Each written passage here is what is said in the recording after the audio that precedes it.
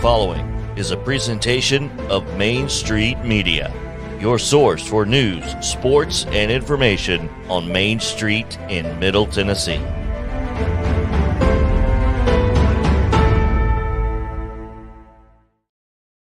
Sounds like 30 years of the best sports talk in Middle Tennessee, featuring Tennessee Radio Hall of Famer George Plaster, Tennessee Sports Hall of Fame coach Watson Brown, and Young Guns Billy Derrick and Michael Sindrick. And now, here's your host, George Plaster.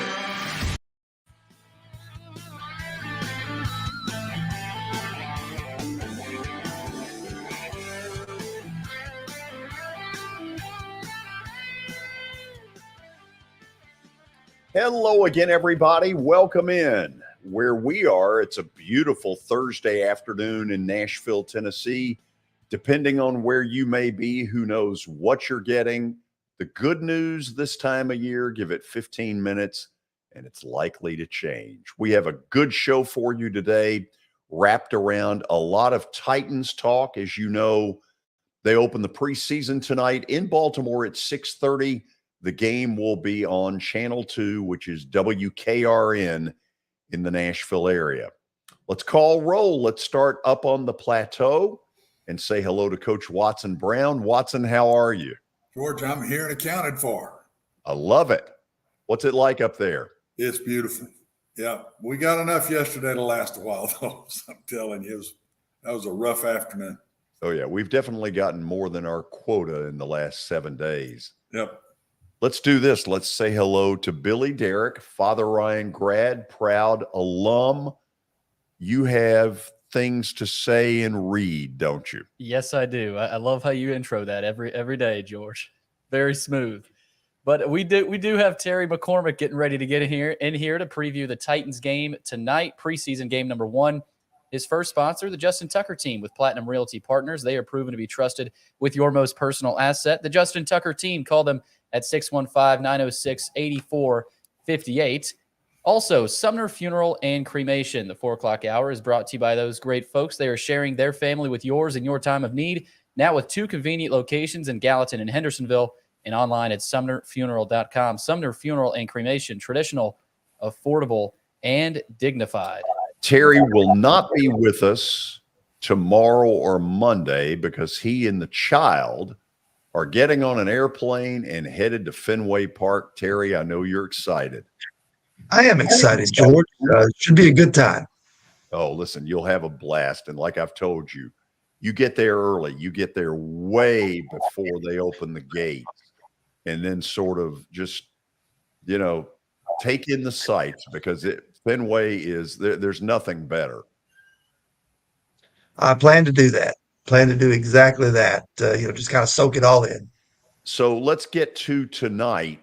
You may or may not have more knowledge than you did a few days ago on this.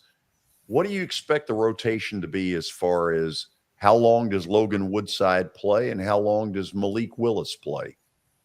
I think they'll split it about 50-50, George. I mean, Woodside might get a series or 2 in the third quarter, but my guess is it's probably going to be about a 50-50 split. Don't think you're going to see Ryan Tannehill. Don't think you're going to see very many of the Titans veterans. I wouldn't look for Jeffrey Simmons or Kevin Byard or Robert Woods, and certainly not Derrick Henry, who Mike Brable announced a couple of weeks ago wouldn't be playing in the preseason.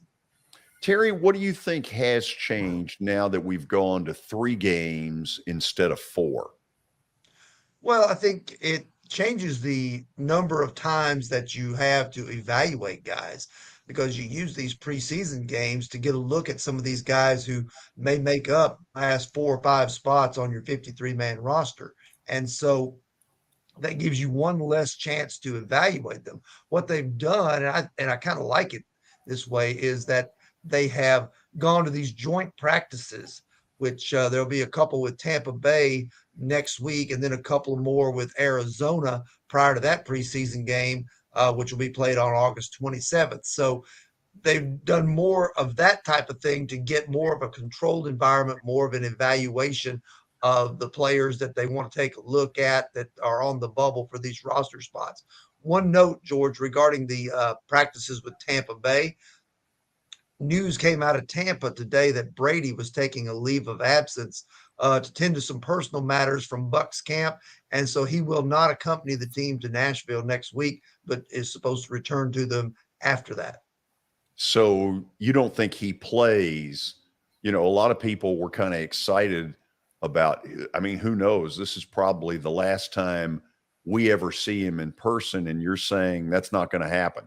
Not going to happen, according to what's coming out of Tampa, that he has taken the week away to tend to personal matters, I think it was described. So probably some type of family situation that he's involved in, and he will not be accompanying the team to Nashville when they face the Titans in those joint practices and the preseason games. So we're going to get a lot of Blaine Gabbert and Ryan Griffin and Kyle Trask to evaluate the Titans against.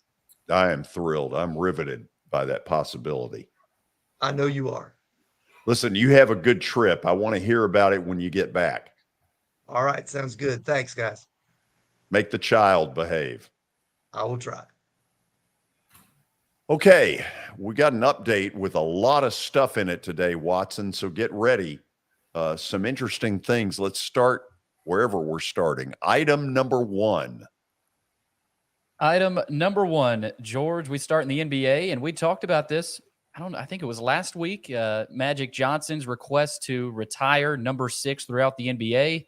About a week later, Silver follows through with it. So I'm sure there's a lot of people happy about that. But a big reason why it matters, George, this is the first time that the NBA has retired a player's number across the entire league. So that's a pretty special honor for Bill Russell. Yeah, what they've done, Watson, is essentially what baseball did with Jackie Robinson. And, the next cool thing they ought to do is just steal it from baseball, have a game where everybody wears the number 6. I would bet you it happens. I think you're right. That's what's going to go down. But well-deserved, George. If you're going to pick one guy, just one guy, they got the right man. Amen. What's item number 2? I always leave my mic muted, George. Item number 2, Jeff Darlington. According to Jeff Darlington, had Drew Brees retired in 2020, Tom Brady would have gone to New Orleans. That's kind of the latest NFL news. The Brady-Peyton pair is not a coincidence. So Drew Brees could have, or Tom Brady could have been a Saint. Boy, can you imagine, Watson, Sean Payton, Tom Brady? Yeah, I wish we'd seen it. That would have been neat. This tells me, George, the Dolphin thing was for real. Oh, absolutely. It was absolutely for real. And I wonder how long it's going to go with Sean and Tom that they don't get drug into this in some way. Yeah. Just how much were you talking behind the scenes? Oh, yeah. I'm waiting to see how far it goes, because I think if it hadn't gotten out, it would have happened, and he never would have gone to the Bucks. I think he was headed to the Dolphins all the way. Film at 11. What are we on now? Number 3? Number 3, George, we stay in the NFL. The Cleveland Browns are considering trading for Jimmy G. Imagine that. The suspension, of course, they're waiting on Watson's suspension. If it gets increased from his current punishment of 6 games, they will consider it. Of course, it's under appeal right now, and the NFL is hoping that it gets increased to at least 1 year. So Cleveland kind of waiting right now, waiting and see mode for Jimmy G. So, Watson, they have announced that they're going to start Desean Watson in this preseason game tomorrow night in Jacksonville. Would you have done the same thing? No. I wouldn't have. I think I would have held him just to find out what the outcome is. 12 or more games, he didn't need to play. That's too far down to where he's going to be a factor in the season. I would like to think it would come out here in the next 2 weeks at the most, but I don't think I would have played him. So it looks to me like what Cleveland is waiting on is to see if they can essentially steal Jimmy Garoppolo. The belief is that at some point the 49ers may end up getting forced to release him. This, to me, if I'm Cleveland, I'm like, look, We'll give you a 7th round. We'll give you a bag of bones. Go ahead and let him out now. Yeah, but I think there's going to be another player now. It's the Saints. With Jameis Winston back in problems again with his foot. A foot is a dangerous thing. We're not getting much about it. But if that's serious enough, I'm not sure the Saints then wouldn't jump in this, which might up the ante a little bit if there's 2 of them going after him. Where 2 or more are gathered, price goes up. What else, Billy? George, we got item number 4, and we go to baseball now. Trevor Bauer in the news. The woman who accused Dodgers pitcher Trevor Bauer of sexual assault a year ago is now suing him for sexual battery. The Southern California woman filed a suit Tuesday, so a couple days ago, the latest legal salvo between the 2 parties. So Trevor Bauer could be in trouble. You know what I think, Watson? What you got? Trevor Bauer will never pitch in the majors again. Ooh, well, that's pretty strong. Well, and I'll tell you why I think so. Number one, the Dodgers, when he got placed on administrative leave a year ago, there were a group of Dodgers that went to the front office and said, do not bring him back. They didn't want any part of him. Now, don't get me wrong, he's a terrific pitcher. But right now, it's a 2-year suspension, which is the longest active one that's out there. You know, at that point, if we think Desean Watson has rust, you know, it will have been 2.5 years for Trevor Bauer. And I'm sure some of the teams that might sit there and say, well, he's an 18 to 20 game winner. Well, is he after 2.5 years of inactivity? I'm going to disagree with you. I just think some of the down the road teams that are looking for starting pitching in the worst way will take a shot at him after 2.5. I just believe they will. How old is he, George? Do you know? He's in his 30s. So that might be the piece now. If we looked at that, and when he comes back, he's going to be 34 or something. Now that could be because he is a strong arm guy. He's not a tinker around pitcher. He throws it by you, and I'm gonna tell you, when you lose that, when you're a fastball pitcher first, and you lose that, you better find a knuckleball pretty quick because they're gonna pound you pretty good. What else? We'll see how much gas he's got left in the tank, George. But more baseball tonight. Special game tonight. The Chicago Cubs and the Cincinnati Reds near the Iowa Field of Dreams, of course, from the famous 1989 film in Dyersville, Iowa. 6:15 p.m. local time, first pitch tonight on Fox. The Reds are 1.5 run favorites. I was going to say point, but 1.5 run favorite tonight. George, that game was great last year, White Sox and Yankees. I would expect more of the same tonight. Well, first of all, our buddy Danny Evans is the one putting this thing on. And a year ago, oh my God, he hit a home run in so many different ways. I'm looking forward to seeing what rabbits he pulls out of the hat tonight, Watson, because I thought a year ago it was about the best thing Major League Baseball had until the Braves won it all. Of course, I knew that was coming, but yes. I mean, the players, that last inning, George, wow. I mean, what a special night that was with the Yankees and the White Sox, and just one hit, one out, and they take the lead. The other one comes back and hits one out. They take the lead. Crazy. It couldn't have had a grand finale. Excuse me, any better than it did. The ball was flying out of that ballpark. Oh yeah. So Danny is going to join us tomorrow at 5:00 on the button. Cannot wait to get his reactions, all of the planning, all the stuff that went on behind the scenes. It's an amazing story what they have done. As a lot of you know, they had a minor league game earlier this week as part of the whole festivities, and now they are building a big old complex of baseball fields around all of this, and it's just an amazing deal. Nothing more needs to be said. Nothing. I mean, it is. Name something that MLB has done better. Nothing. I thought you were going to say, name something that MLB has done right. Well, you could even do that. The This only they thing- did right. I'm not when they sure how gave- much they had to do with it. Danny did it right. He and Frank Thomas did it right. All I'm not Danny. The this only will other make a thing big is when they gave the Braves the trophy. Oh, jeez. Yes. The worst Hey, front runner. One last one, though, that's not on our little sheet because it came down about 15 minutes ago. Tom Izzo has signed a 5-year contract extension at Michigan State. That guy can coach. This Yeah. just in. No, he's a very good coach, and he's not done yet either. I'm telling you, No. He'll be back. He'll be a factor again at Michigan State. He's won a national title there. Don't rule it out that he does that again.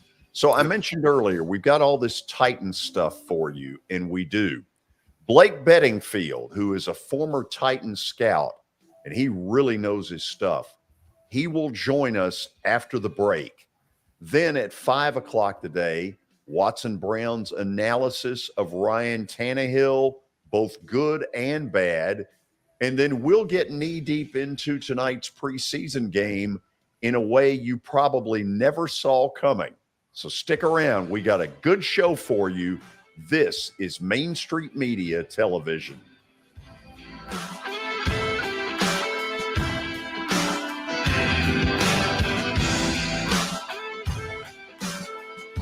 Buying or selling a home can be a very personal experience. Why not go with the team that receives nearly all of their business from referrals? Clearly a trusted name in real estate. The Justin Tucker team with Platinum Realty Partners has sold more than 500 homes in the last 7 years. Voted best in Sumner County multiple times. Proven to be trusted with your most personal assets. Call the Justin Tucker team with Platinum Realty Partners at 615-906-8458. The Justin Tucker team with Platinum Realty Partners, Middle Tennessee's most trusted team in realty.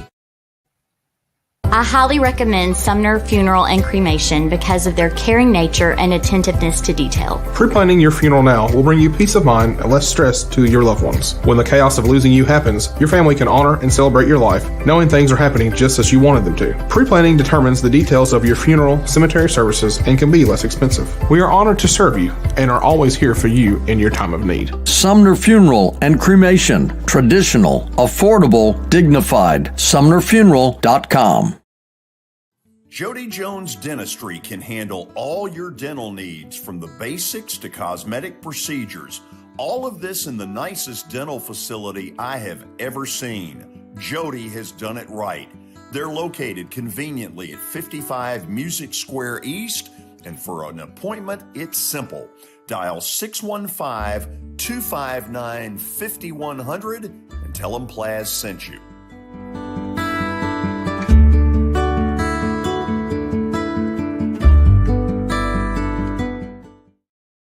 When you're thinking about golf, consider Riverside Golf Links. Under new ownership, the course has improved dramatically. It's now 27 holes, complemented by a 9-hole executive course. Book a tee time now at 615-847-5074 and get ready to enjoy the beauty of golf in the Old Hickory area at Riverside Golf Links.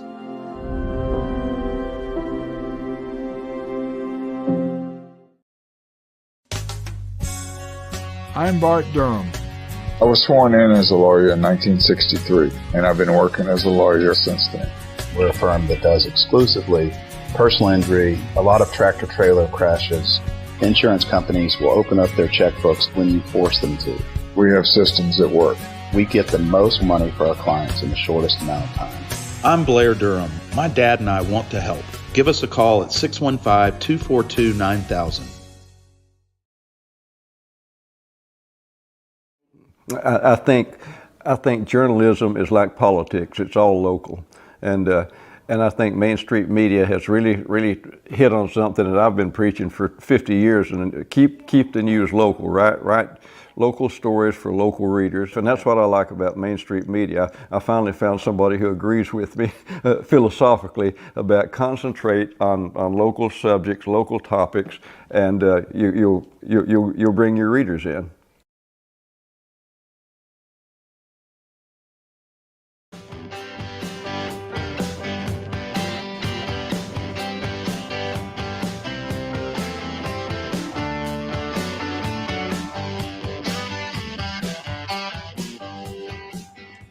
We are back. Very excited about our first guest. Blake Beddingfield is a former Tennessee Titans scout, and some of you have heard him over the years. He's got terrific info, really knows how to deliver it. So I am thrilled to say hello to him. Let's bring him up here. Blake, how are you? I'm doing great, George. It's good to be on with you. Listen, thank you for taking the time to do this.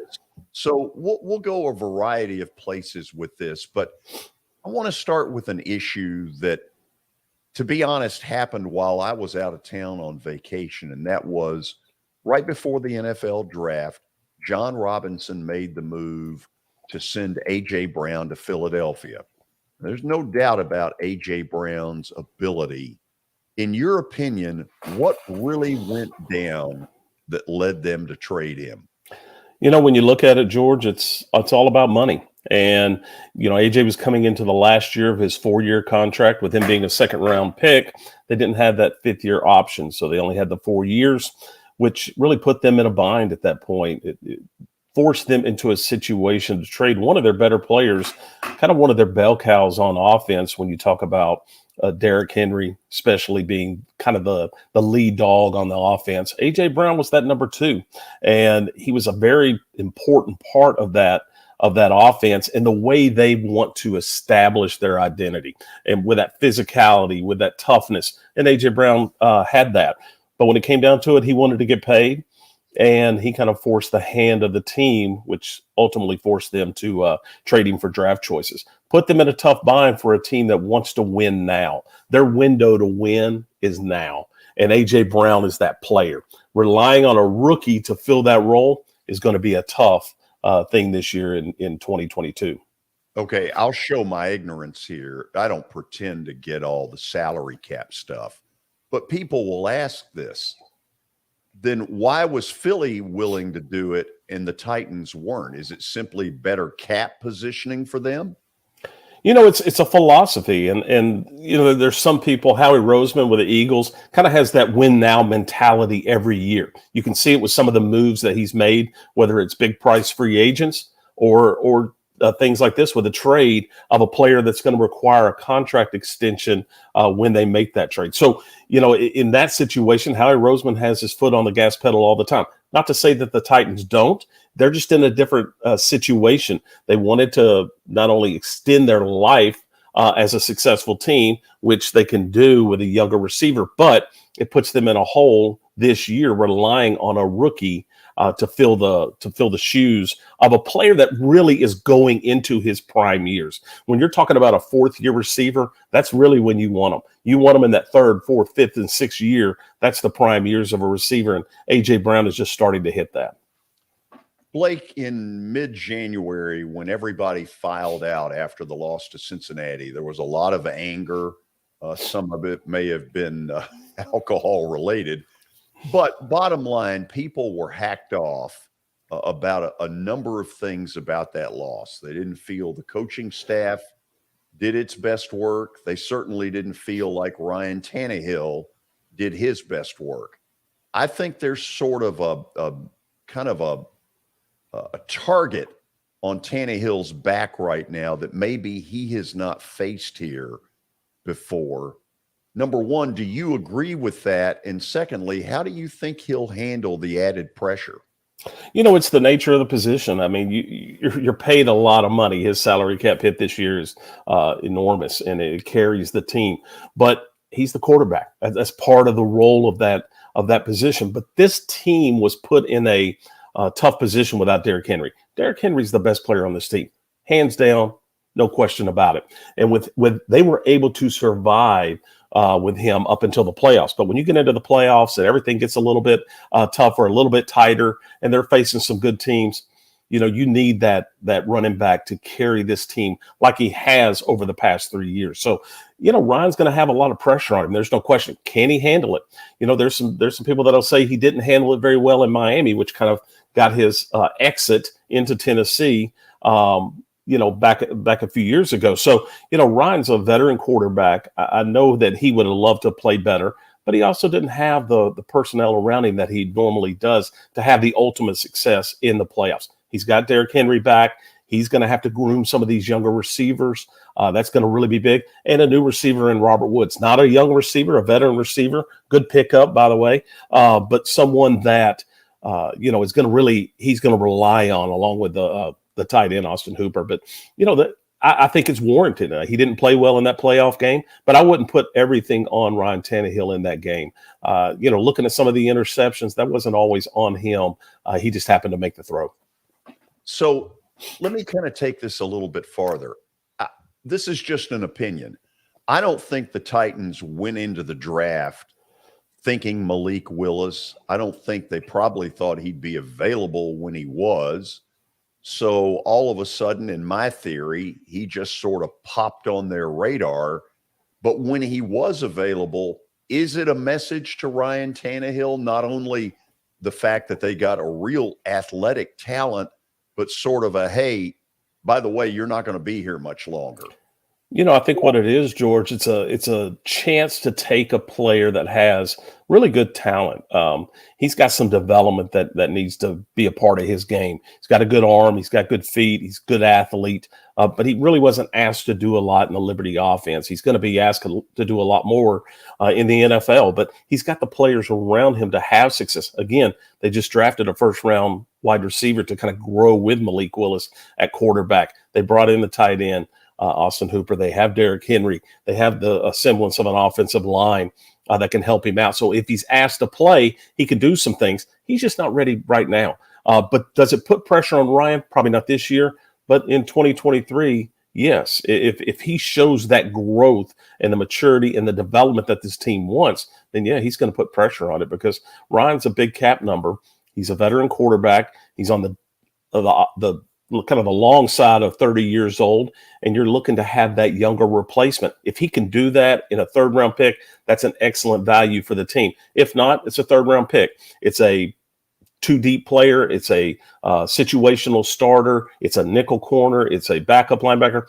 So the value there to take a quarterback that they felt strongly in, it was probably a good pick at the time. Now it's time to develop. Do they have the coaches in place in that building to develop the player? That just because you say that doesn't mean that it's going to happen. Do they have those people? I'm not saying whether they do or don't. I'm just saying that it takes a developing type quarterback coach, offensive coordinator, and then to put the offensive around him to make him successful.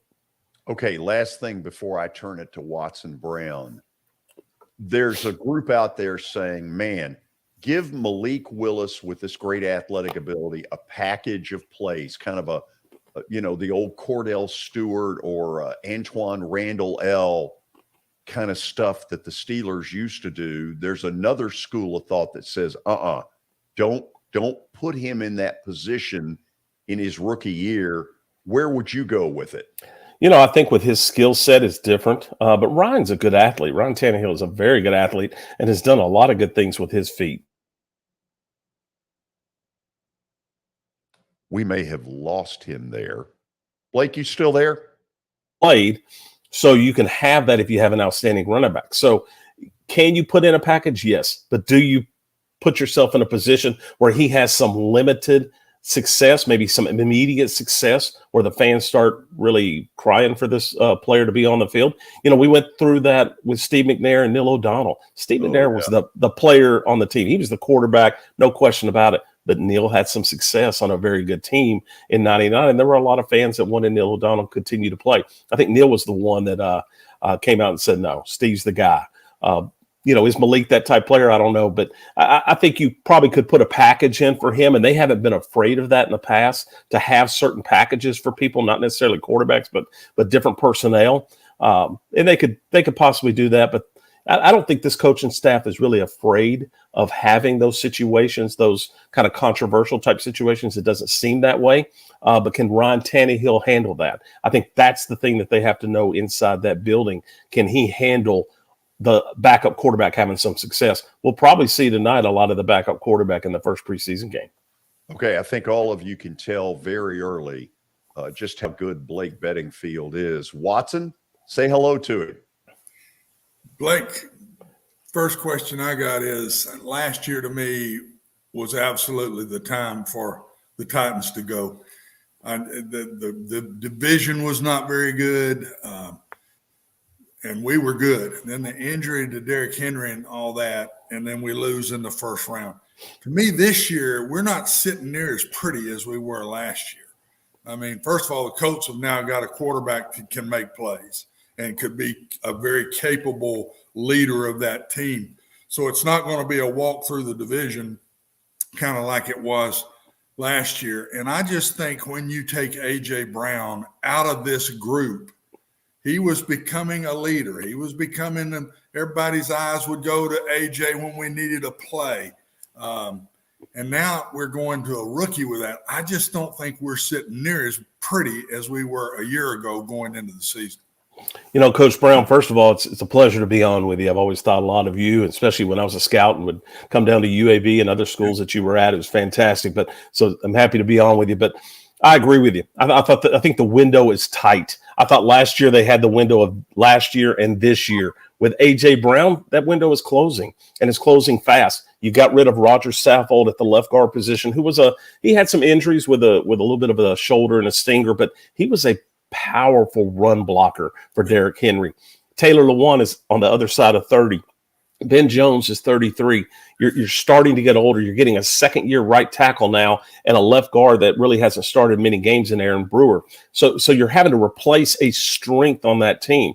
Now, they did bring in Robert Woods, who's coming off an ACL. So you have a lot of question marks going into this year. I think the one thing that they can rely on right now, Coach, is probably that front seven. You've got a stout defensive line with Autry and Jeffrey Simmons. You paid the two pass rushers in Bud Dupree and Harold Landry. The inside backers should be solid. Now, on the back end, you have two excellent safeties in Hooker and Byer, but the corners are young. You got a young Caleb Farley who really didn't get to play last year. Christian Fulton, who's gone through injuries in his years there. Elijah Molden, who was the nickel corner, who's kind of been replaced off and on. They drafted a second-round pick in Roger McCreary, who's probably going to take that nickel role. So, you've got some new pieces at the corner position, which is really going to be an important part of it, especially if the pass rush is as good as they hope. But I agree with you, Coach. I think the window's closing. They've got to start bringing in some youth. And part of the A.J. Brown trade was bringing in a young guy, but A.J. Brown was a young player. He was just, like I said, in the prime of his career. You would have liked to have added a Treylon Burks to A.J. Brown and Robert Woods and have that three-headed monster instead of now relying on an aged veteran in Woods and now the rookie. That's going to be tough, and the defenses already converge on Derrick Henry, and they probably will even more now without an A.J. Brown in the lineup. The one thing, and Blake, I vividly remember when you'd come to UAB and stay with us, and you always were first class. And so those are the top things as we get older and get out of the business that you think back about. It's relationships, it's people. It's not where you are or whatever. So it was always neat to have you there. I think I'm not so sure they didn't let AJ go because I think their philosophy is, Blake, offensively, we're very simple and we're going to hand it to Derrick Henry. And if that's working, we're going to throw RPOs and play action passes out the kazoo, which you get a ton of one-on-one when Derrick is rolling because they got to get the extra guy down in the box. So it's simpler sometimes to play at a young age with the Titans than it is the Chargers or some of these other wide open, the Bills. And I'm not so sure that isn't part of the philosophy to say we can replace AJ because of our style. I think you're right. And again, I don't think that coaching staff is afraid to do that. They're not afraid to throw a young player in there and just kind of put him out there like you mentioned. And I think they're going to do that with Treylon Burks. They're going to do that with the UCLA receiver from the 5th round. They're going to put people in a position and see if they can make plays. If not, it'll be like last year with Nick Westbrook-Akina, somebody that was a special teams player that they threw in there at receiver and said, okay, here's the routes that you do best. A little bit of that Bill Belichick philosophy when you talk about mixing and matching with personnel, not necessarily relying on one individual player, which is kind of what they're going to have to do this year without an A.J. Brown. You look at some of the veteran influences like a Julio Jones from last year, just couldn't stay healthy, but you could see what they were trying to do with the personnel that they brought in. It just didn't work out. But this year, I think you're right. I think they're going to rely on some of these guys and just ask them to go play. And they just need to have the depth, and along with the depth, the talent to make that happen, because Derek's getting a little bit older. He's got the foot issue. He's got screws in his foot right now. Hopefully he can stay healthy. I love to watch him play. I love to watch him run. He's such a dynamic player, such a dominant player, when he's out there, and I love to watch him. So hopefully he can stay healthy, but there are some situation or some issues with that foot. Hopefully those are long gone. Yeah. George, my last thing, Blake, I really believe this season more than any season with the Titans totally comes down to the offensive line and the defensive line.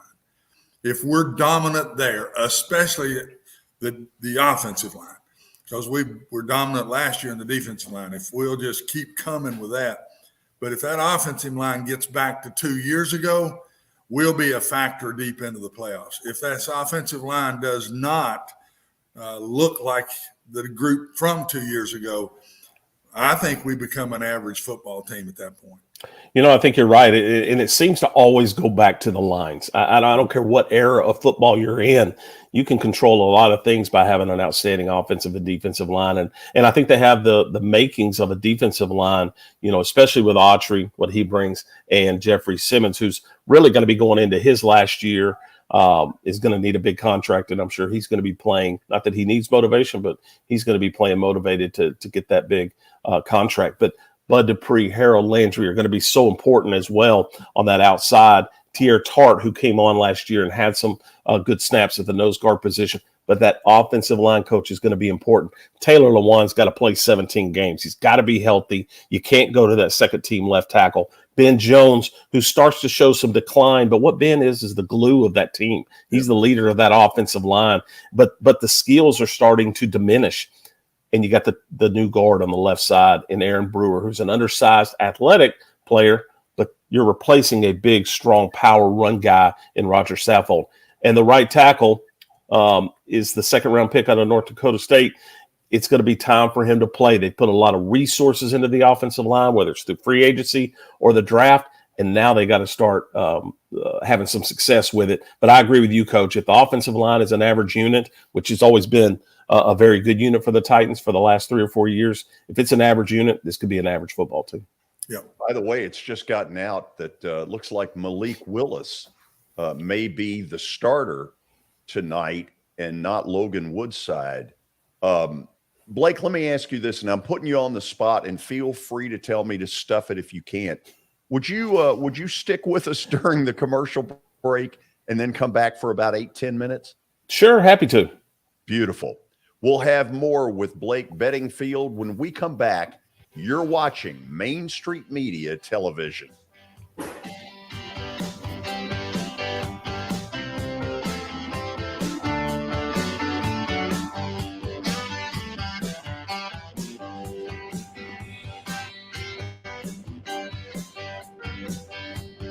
For Dustin Timmons and Joey Donnelly, they welcome every opportunity to serve and satisfy their clients. Whether you are looking to build your dream home or renovate your current home, their team will ensure that every client and remodel is unique, luxurious, completed on time, and within budget. Contact them today to set an appointment for a free consultation or to view some of their completed projects by logging on to DonnellyTimmons.com.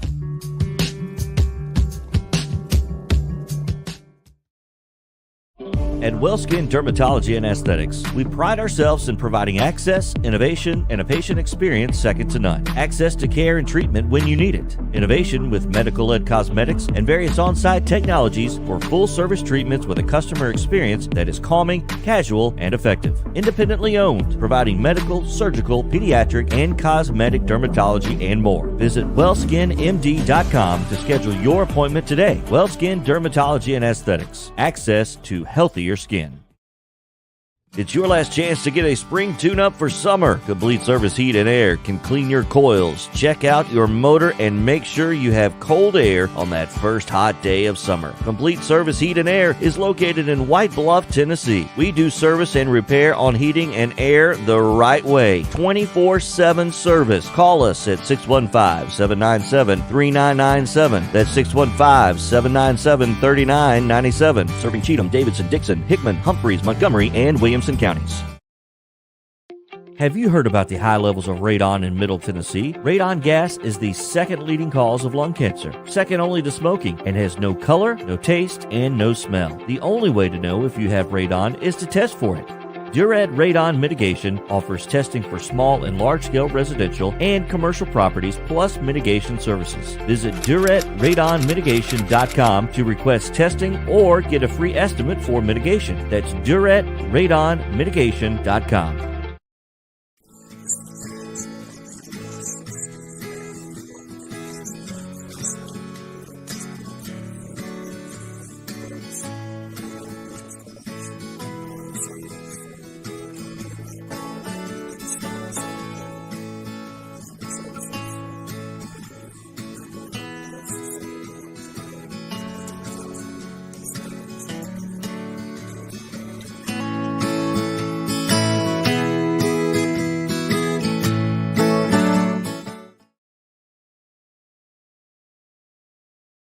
Since 1865, the First Baptist Church of Gallatin on Winchester Street has served its community by catering to the least, the last, and the lost, providing a church of welcome used by God to save the lost, transform the saved, and impact its community. As a proud multi-ethnic congregation, Pastor Derek Jackson personally welcomes you to join them in fellowship Sunday mornings at 8 in person or at 1045 in person or online at firstbaptistgallatin.org. First Baptist Gallatin on Winchester Street, serving with open arms as a true church of welcome.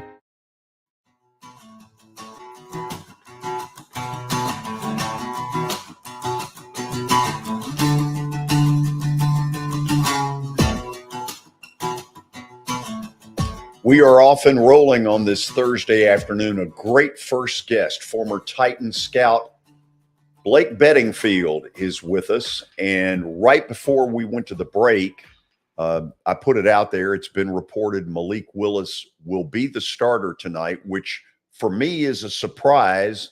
So, Blake, let's read the tea leaves. What do you make of that? You know, I think it gives him a chance to start the game from the beginning, just like he did in college. You know, get to go through warm-ups, be fresh, not coming in the second quarter or maybe even after half. Get to kind of run some plays, you know, before the game starts and just get a feel for it. Kind of get lathered up, get hot and sweaty, and get ready to roll, and know that it's his game to start off. And I think that's good for a rookie. I think that's probably a smart move. Logan Woodside's been around for a few years. They know what he's about. This is a lot about not only the gameplay, but it's a development part of the game. And if they've drafted him in the third round, they're seeing him as potentially a future starter. Let's develop him as a starter, kind of like what we talked about. Let's get him going early, put some plays in that's going to allow him to have some success early on. Put him in there with probably not a lot of starters, but if there are a few starters, they're going to be in the game with him. And I think it's a smart move to let him start the game. You know, not necessarily for the fans, but more for the coaching staff and for Malik. Okay, let's go back on Woodside, because I don't know what they know or what they don't know. To me, August football doesn't tell me squat. What is he in your mind, and do you think they really do know enough? You know, I think they do. Logan Woodside is he's a solid quarterback with a good arm. He's not a dynamic passer, but what he is a very accurate player. He protects the football. He distributes the football. That is something that you want to see out of your second team quarterback, someone that's going to protect it. If he's in the game, you're going to be handing the ball off to Derrick Henry and getting the ball to your playmakers. That's what his job is going to be. Not to carry the team, not to put the team on his back, but just to be a distributor of the ball and put the ball in the hands of playmakers. That's what Logan Woodside is. That's what a backup quarterback is, and that's what he has been. You know, Malik Willis is a little bit different. He has a little bit more of a dynamic skill set, and that's what they're going to try to ask of him, is to see if he has that ability to be a starting quarterback. Logan Woodside isn't a starting quarterback in the NFL. Can he for a game or two? Yes. But the more he plays, the more weaknesses show up in his game. Nothing against him. It's just what his talent level kind of dictates. Okay, you're going to love this. Billy, if you will, put Watson in this picture as well. I want to get all three of us the reaction. Okay. So you've got two great football minds here in Watson Brown and Blake Beddingfield. And then you got me. And here is the kind of question that somebody like me who has not played football at a high level, not past fifth grade, would ask. Blake, this is one I don't get. 2 years ago, they couldn't pass rush anybody.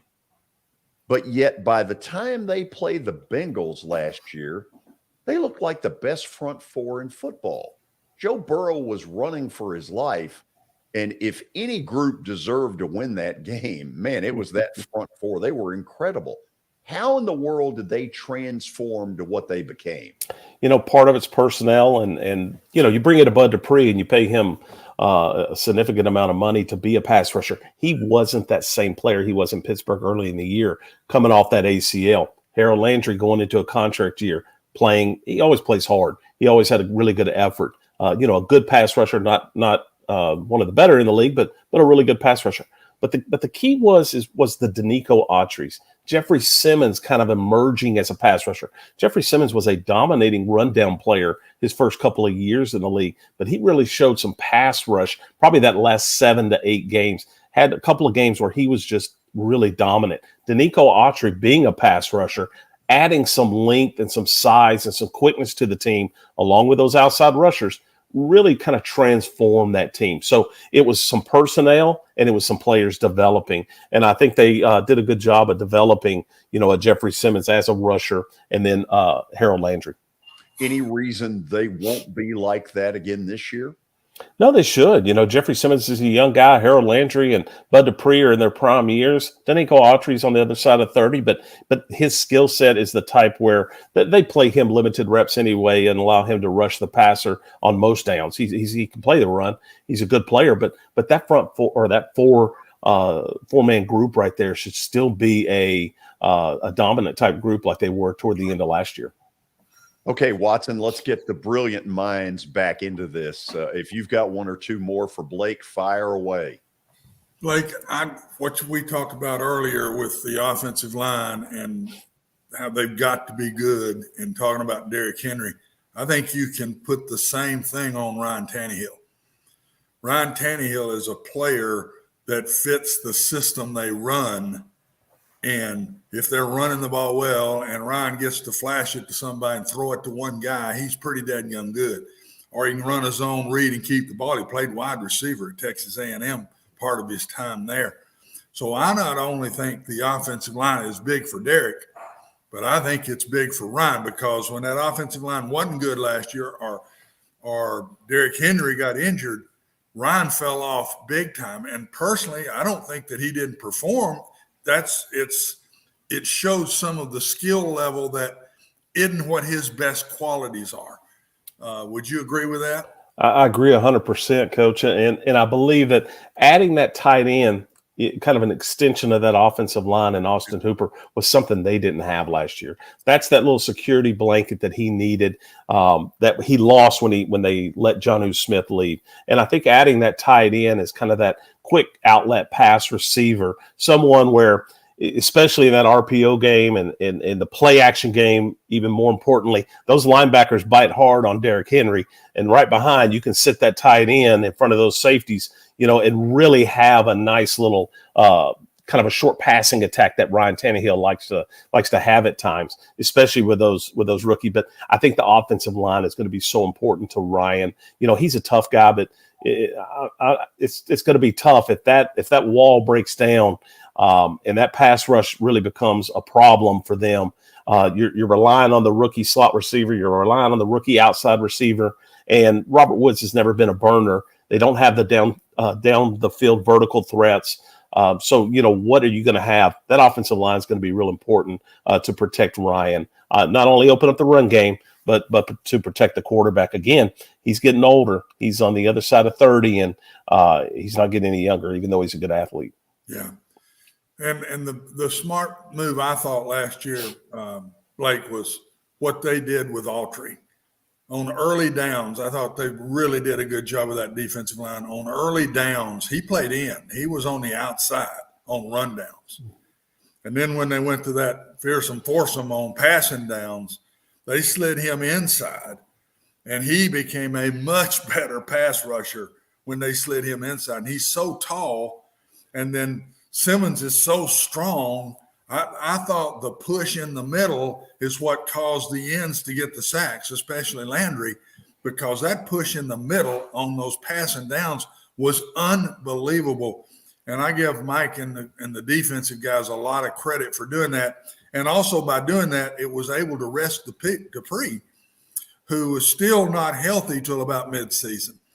And Dupree and Landry kind of rolled in and out, gave them. Of course, they had Tart on the early downs inside. Then they took him out on those passing downs and put Autry in there. I just thought the personnel moves they made last year in the defensive front won them a lot of games.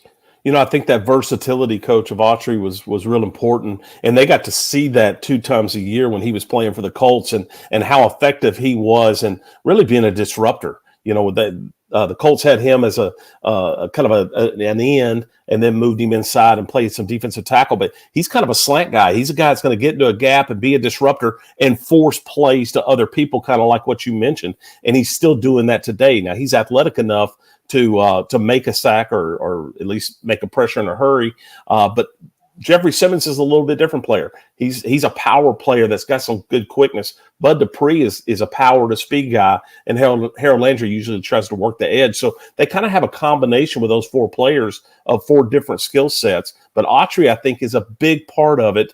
And when he was signed a year ago, I was really excited for him because I thought that was kind of the missing piece. There hasn't been a player on the Titans defensive front with that kind of height and length, like you mentioned, in a long time. And that not only allows you to kind of get in the gaps and be a disruptor as a rusher, but the passing lanes, like you mentioned. Yeah, and the last thing, George, to me was Tart was a big piece of this too. And we don't talk enough about him because he made a lot of plays on those early downs, a lot of plays. And he's getting to rest people because they're kind of rolling them all. And I felt that as the year went on, Blake, they didn't look tired in the fourth quarter. I thought they did a great job of in and out, putting this one in. And they really did it with, 5 guys? But they rolled them in such a way, they didn't look tired in fourth quarters to me. No, I agree. 1 minute. Go ahead. I agree with you. I think Tart is a valuable piece. And when you have a smaller inside backer like David Long behind him, Tart takes so many blockers off of him. He's kind of a rat ball player anyway. He's a see ball, go get ball, kind of inside rundown player.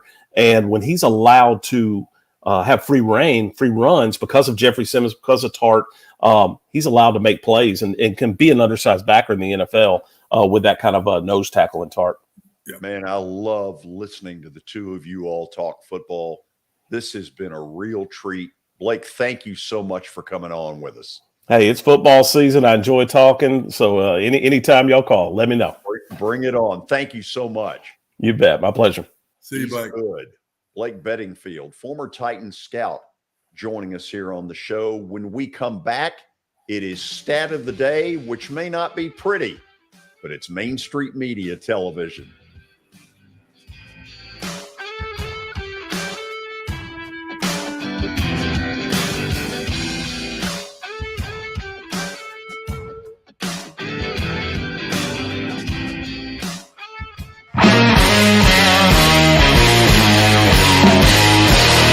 Tell me a little bit about your company.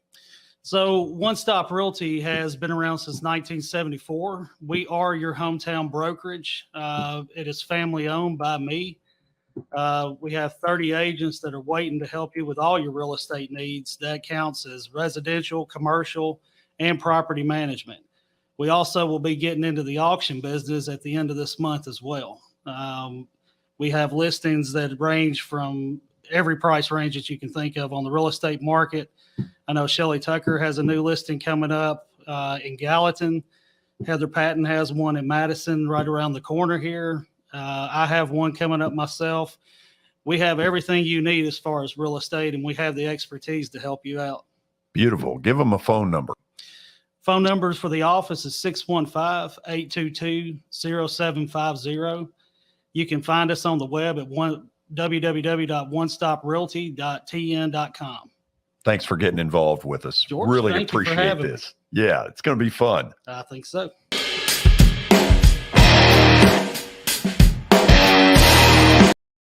Serving Williamson and surrounding counties, Bone and Joint Institute of Tennessee offers comprehensive orthopedic care with 16 subspecialized physicians. Our practice provides high-tech care with a hometown touch. We offer physician clinics, physical and occupational therapy, advanced imaging, and surgical services, including interventional procedures. Call us at 615-791-2630. We're Bone and Joint Institute of Tennessee. High-tech care with a hometown touch.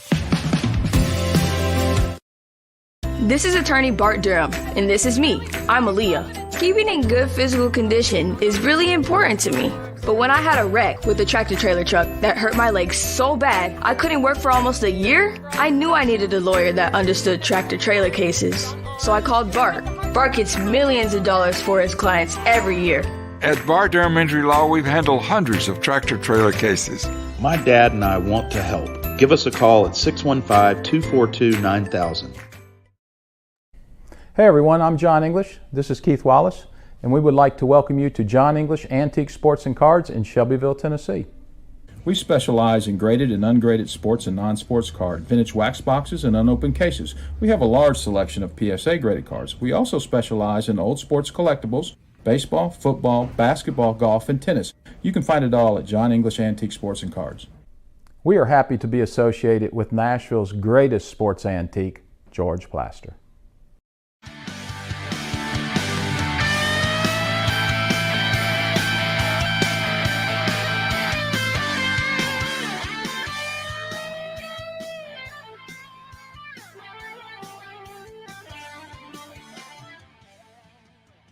Welcome back into the George Plaster Show. This is not George. This is the producer, Billy Derrick, and I will get to the stat of the day read here. Of course, this is powered by John English Vintage Sports and Cards. They specialize in antique and historical sports equipment, games, advertising, and other sport-related items. You can visit John English Sports and Cards in Shelbyville, open Tuesdays through Fridays from noon to 5 p.m. and Saturdays from 10 a.m. to 5 p.m. Visit JohnEnglishGradedCards.com for more information. And we go now to today's stat of the day. Who was the first golfer to reach $1 million in career earnings on the PGA Tour? Okay, you let Watson and I try to handle this before you butt in at all. Okay? A lot of confidence. Maybe.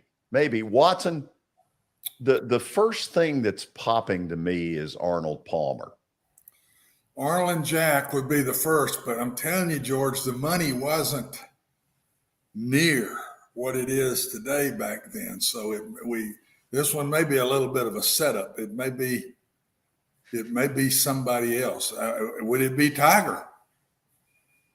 Well, no, it was. Now, look, do I know? Of course not. My gut feeling. Tiger was in the 90s. I'm telling you, the money wasn't great back in Arnold and Jack's time. Okay, let me ask you this, Watson. Back when Arnold Palmer was doing all that winning, what do you think he was making for a victory on the tour? Give me a number. 75,000, maybe.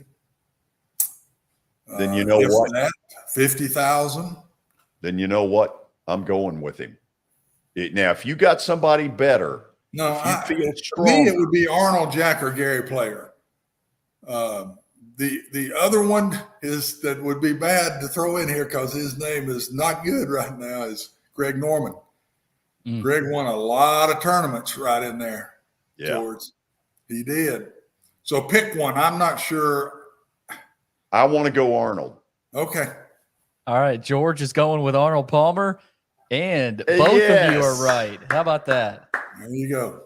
That's called I'm Your Daddy. I think that's back-to-back stat of the day, correct answers. Okay, so I'm supposed to feel good because I got one. And I felt pretty comfortable that when Watson threw out that number 50 to 75,000 that Arnold won a ton of tournaments. But Watson, right about the time I want to feel good, something has hit the wire that makes me want to go to the right and throw up. Uh-oh. Max Fried placed on the IL. It used to be the DL. It's now the injury list because of a concussion. And there obviously some things have happened. I haven't had the time to see exactly what's gone on, but there was a play last weekend at Citi Field in New York when they played the Mets where he made a dive for a ball and hit his head. And I knew then, boy, that doesn't look good. And so obviously there have been some things that have happened since then. And for the Atlanta Braves, he is the last person in the world they need to lose. I don't think that'll be long. I give it maybe a week. And that's what I would bet. Yeah. It has to be 2. Does it have to be 2 when they do that? No, I think I'm right that it's a 10-day DL. Whatever it is. And what that would clear them for, Watson, is let me think. The Mets is next Monday, isn't it? Yep. Ooh. No, he won't pitch against the Mets. So Scherzer and DeGrom versus no Max Fried. That's a bad combination if you love the wigwam. It ain't good on paper. They don't play the games on paper, though, George. No, they don't. So we're at hour number 2. We've hit the 5 o'clock hour. And as all of you know, the Titans are in Baltimore tonight to play the Ravens in the opening preseason game. Now, by the time you get to the fourth quarter, on both sides, you may see some future bartenders. But I thought tonight that we would run through some important stuff on Ryan Tannehill, because anybody who was in that stadium at the end of the loss to Cincinnati, it was as though all of the blame was placed on him. And we know that's not fair. However, there's some things we do need to look at about Ryan Tannehill. And so with that in mind, we've put some graphics together that we're really going to want to get Watson to respond to. So, Billy, let's take the first one and go with it. So this big one or the next, the 4 topics? Let's go with this one. Okay.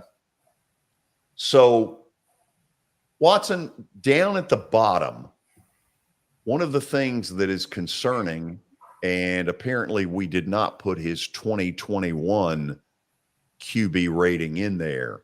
He's gone from a 117 2 years ago down to an 89 quarterback rating a year ago. Give me some thoughts, first of all, on that. One big thought named Derrick Henry. I said it to Blake earlier. Ryan Tannehill is made for the offense the Titans want to run. He is not made for a drop back 5 out. That's not him. To me, he doesn't react quick enough. I think we're going to get into some of this when it's you got to look here, then throw. That's just not him. If you watch him when he's really good, fakes the ball and throws it to one guy. And that's when he's very good. And normally that was A.J. Brown on about a 12-yard slant.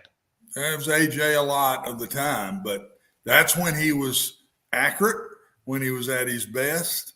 But the more it got into the down and distance, that old QBR rating went down, which with all of them is going to do a little bit. But that's a big fall off from 117 to 89, George.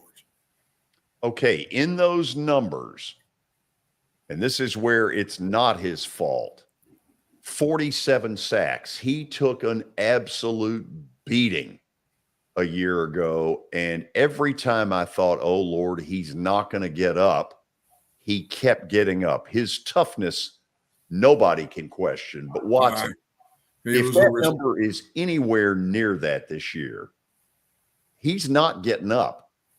No, he's getting older, and you can only get beat on as a quarterback so much. And I would say out of those 47 sacks, George, probably 15 of them at least were on him, because I think he holds the ball way too long in the pocket.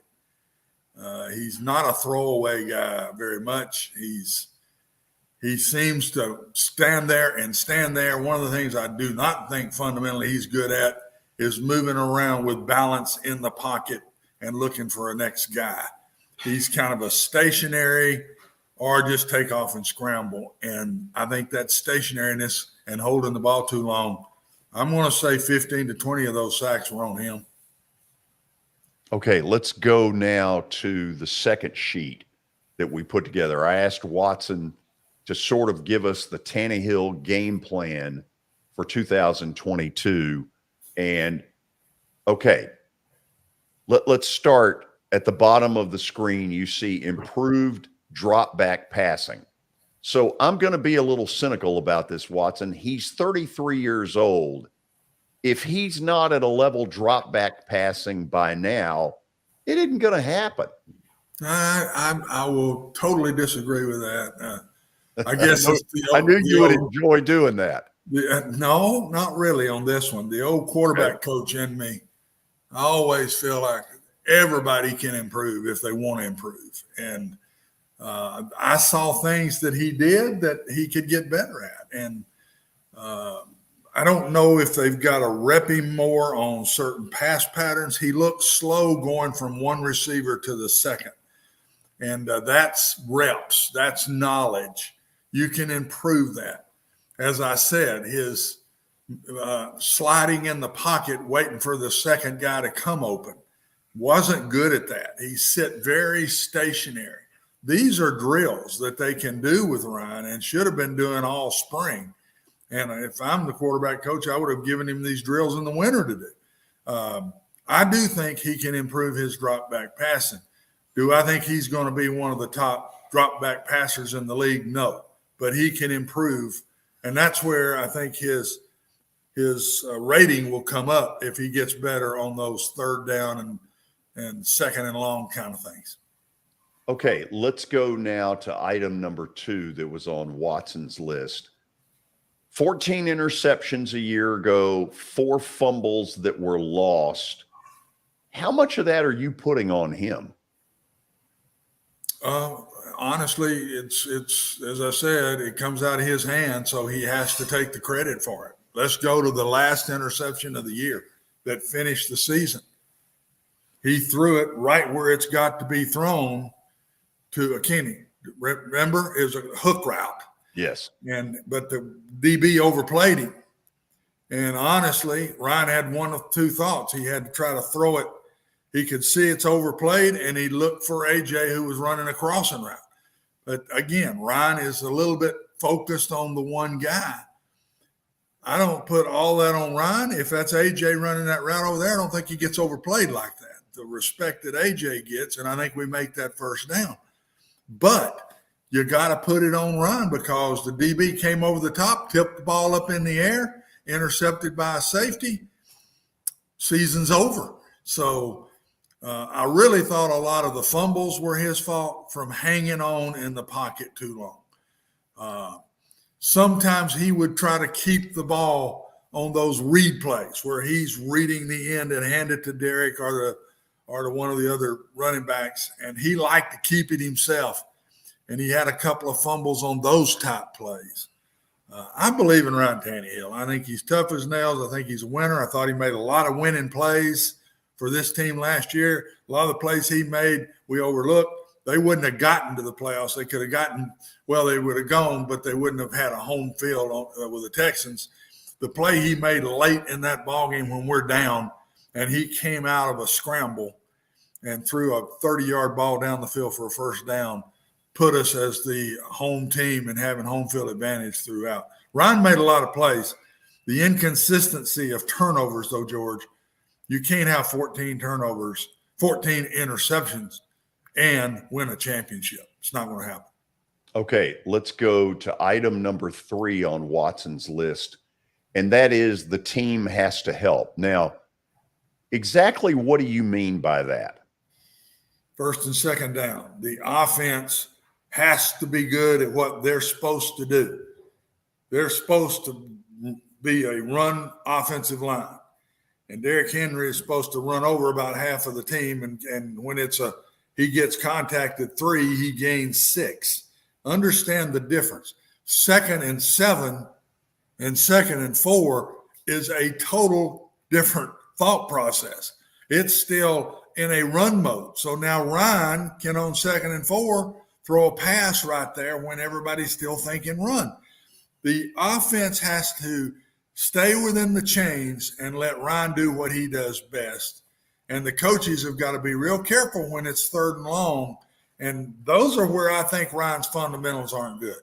I think Ryan's fundamental. I think that the 4th one is his fundamental. So I'm getting ahead of myself here. No, that's but okay. What I meant by the team has to help him is the defense has to hold them in place. We're not good at coming from behind when it's a 20-point comeback. We're good at coming back if it's a 6, 7, 8, 10-point comeback. We're pretty good at that, but not when it gets on up there. And I just think that 1st and 2nd down with Derek in that offensive line has got to be huge. Okay, we get to the fundamentals. You've talked about those quite a bit. But, Watson, I want to go back to a thought or two that I had as I froze my fanny off sitting in my seats at Nissan Stadium for the playoff loss. I turned to some people up there during the game, and I said, here's a big problem. The 25-year-old Joe Burrow is more poised than the 33-year-old Ryan Tannehill.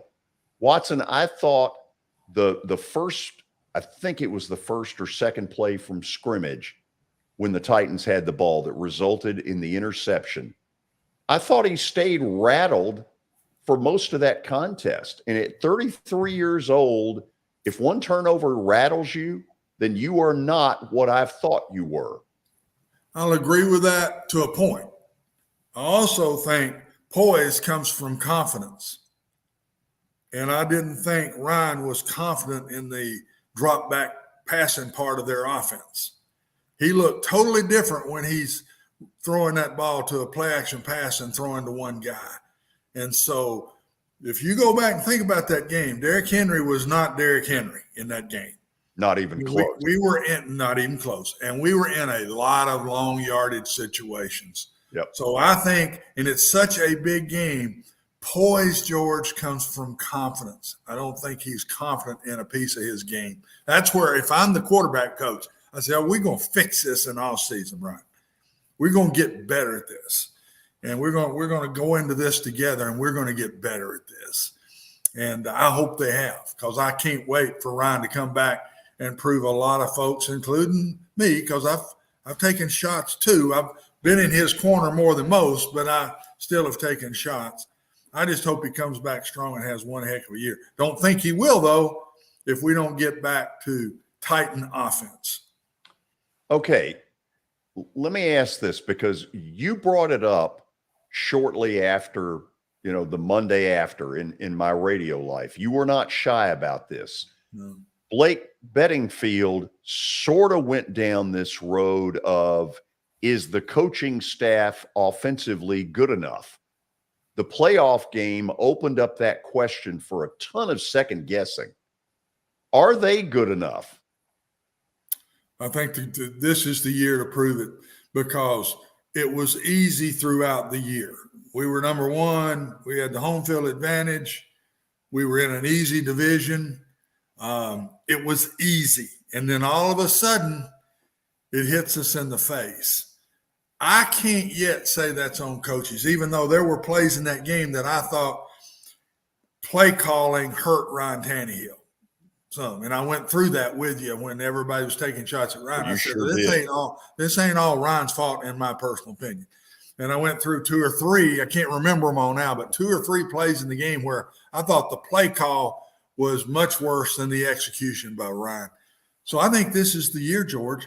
Let's see if this offense comes back now and it's what we want it to be. If it's not, and it's in the mode of what we finished last year, I think you'll have changes there. I don't think Mike is afraid to change. And the question marks right now are not on defense, they're on offense. Yeah. And that wasn't the case going into last year. So let's see what they do with it. Let me toss this out here. After the break, we're going to get into tonight's game. Let me make this clear, okay? these preseason games, for the most part, are a pile of manure. And when you get to the second half, it may be even worse than that. We're going to treat it like it's important. And tomorrow we'll come back with some of Watson's analysis.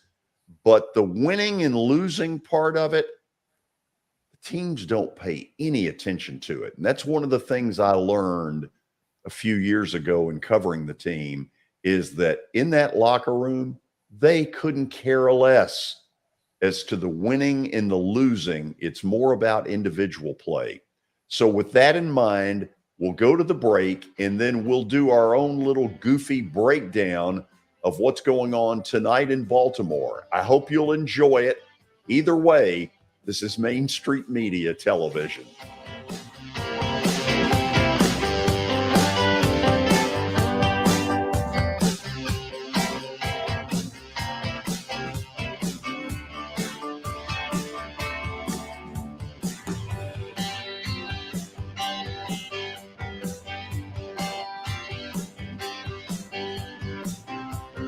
I highly recommend Sumner Funeral and Cremation because of their caring nature and attentiveness to detail. Pre-planning your funeral now will bring you peace of mind and less stress to your loved ones. When the chaos of losing you happens, your family can honor and celebrate your life, knowing things are happening just as you wanted them to. Pre-planning determines the details of your funeral, cemetery services, and can be less expensive. We are honored to serve you and are always here for you in your time of need. Sumner Funeral and Cremation. Traditional, affordable, dignified. SumnerFuneral.com. Jody Jones Dentistry can handle all your dental needs, from the basics to cosmetic procedures.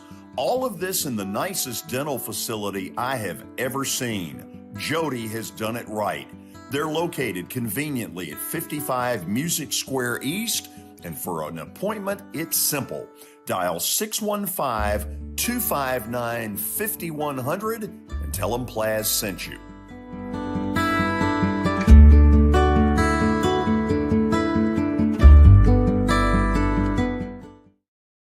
When you're thinking about golf, consider Riverside Golf Links. Under new ownership, the course has improved dramatically. It's now 27 holes, complemented by a 9-hole executive course. Book a tee time now at 615-847-5074 and get ready to enjoy the beauty of golf in the Old Hickory area at Riverside Golf Links.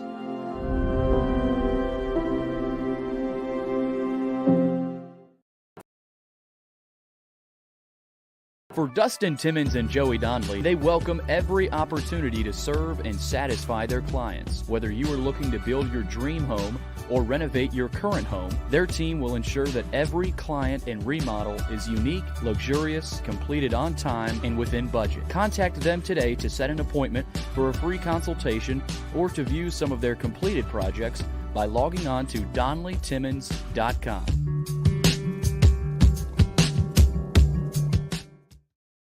This is attorney Bart Durham, and this is me. I'm Aaliyah. Keeping in good physical condition is really important to me.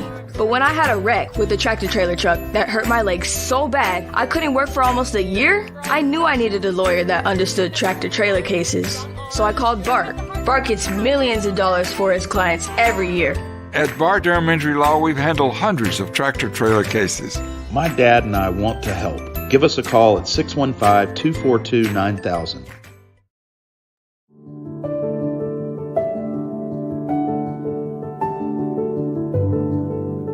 Welcome to the Omni Nashville Hotel. Urban elegance with a vintage touch. Our 800-room hotel opened up in the fall of 2013 with 746 guest rooms and 54 suites.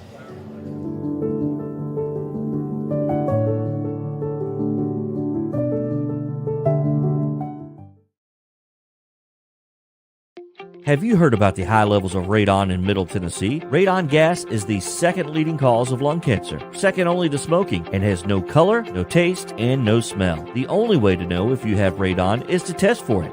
Duret Radon Mitigation offers testing for small and large-scale residential and commercial properties, plus mitigation services. Visit DuretRadonMitigation.com to request testing or get a free estimate for mitigation. That's DuretRadonMitigation.com.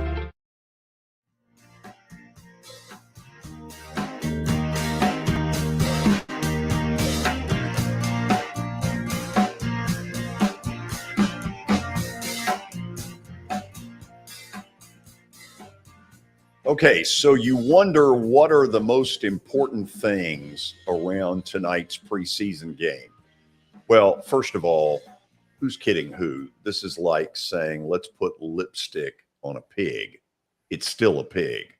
Preseason football is what it is, and pathetically, the NFL continues to charge what is top dollar, regular season money for this pile of mush. That said, Watson, you ready for the most important stat? Yeah. The football stadium is right next to Camden Yards. I've been there. Why is that an important stat? Camden Yards is awesome. I have not seen Camden. Well, Camden Yards, which is now 30 plus years old, in incredible shape. The Orioles have done an amazing job. Anyway, that whole complex, it's within walking distance of each other, and it's really a nice area, nice site that they have for that. Now, we tried to come up with something halfway creative rather than trying to make you think this is really important stuff. This is putting lipstick on a pig. So let's roll this graphic, and Watson and I will talk about it. So on the Titans side, Watson, I do think Racey McMath seems to be one guy who has caught their attention in the preseason. But you know what?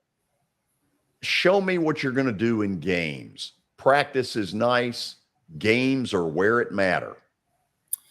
Yeah, he'd be the one that will play tonight, I would think. You're not going to see Hooper probably. You're not going to see Woods. I would put Burks up there too, because I think they'll throw him out there early just to see his nerves and all of those things. I think the one you put up there now would be Malik Willis. Yeah, that's a surprise to me. That tells me that this number 2 job is not over yet. There's been a lot of talk that, well, no, he's not ready to be there. I don't think so. So you do put some trying to prove he's not by letting him start the game.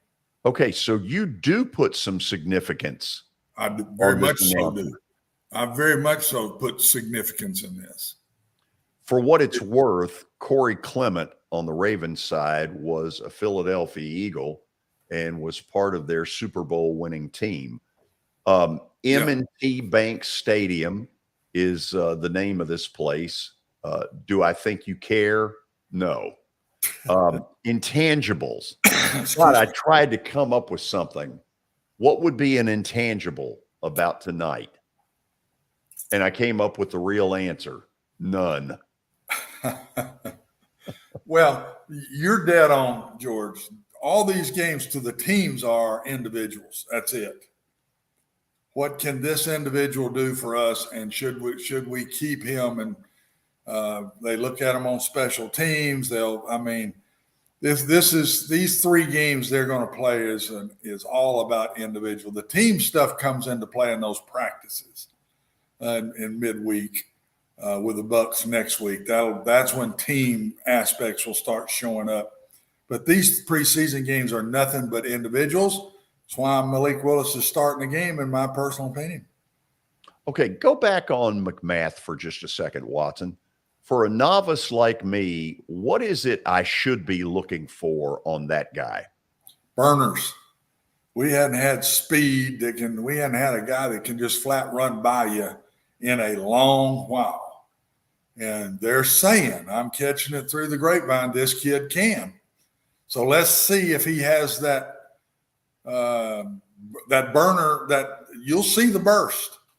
And I'm anxious to see if I see it tonight. I think they'll lay it up to him somewhere, maybe more than once in the first half. Okay, go back to the graphic again. Let me just say this. If you're willing to bet on this, you deserve exactly what you get, good or bad. So I agree with that. Lord. You like that? I can't wait for the bet of the day then. Well, yeah, whatever. Normally in the preseason, the over-unders are about, I want to say, a good 8 to 10 points lower than they are in the regular season, basically for the words vanilla. The second half of most of these preseason games are totally vanilla, or as I like to call it, Gerber's baby food. You like that? But George, you won a big bet by picking the first preseason game of the year now, bud. Mm-hmm. You did. So don't be sitting here talking about how bad it is, and that's one of your better bets.